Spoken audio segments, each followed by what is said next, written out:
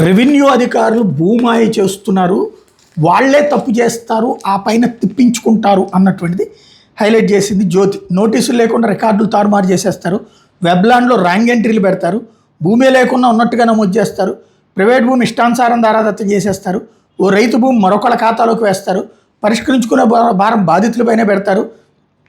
భూమి మీద హక్కున్న అధికారులు దయ ఉండాల్సిందే. రెవెన్యూ అధికారులు అడ్డగోలుతనం కారణంగా సమస్య ఎదురవుతోంది. తప్పు చేస్తున్న అధికారుల మీద చర్యలు లేవు, భయం లేకపోవడమే అసలు సమస్య అంటూ సాధారణ తప్పు చేసిన వాళ్ళ మీద చర్యలు తీసుకుంటారు, బాధ్యతలకు న్యాయం చేస్తారు. రెవెన్యూ శాఖలో మాత్రం ఇది రివర్స్. ఇక్కడ అధికారులు తప్పు చేస్తారు, వాళ్ళు చేసిన తప్పును సరిదిద్దుకోవాల్సిన బాధ్యత మాత్రం రైతులది.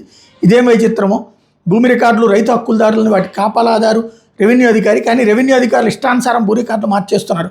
ఉద్దేశపూర్వకంగా ప్రైవేట్ భూమిని ఇతరులకు దారాదత్తం చేసేస్తున్నారు. ఓ రైతు భూమిని మరొకరి ఖాతాలో వేస్తున్నారు, అసలు భూమి లేకుండా ఉన్నట్టుగా రికార్డులు సృష్టిస్తున్నారు. తప్పులు చేసిన అధికారుల మీద చర్యలు తీసుకున్న దాఖలాలు చాలా అరుదు అన్నటువంటి వార్తని హైలైట్ చేసింది.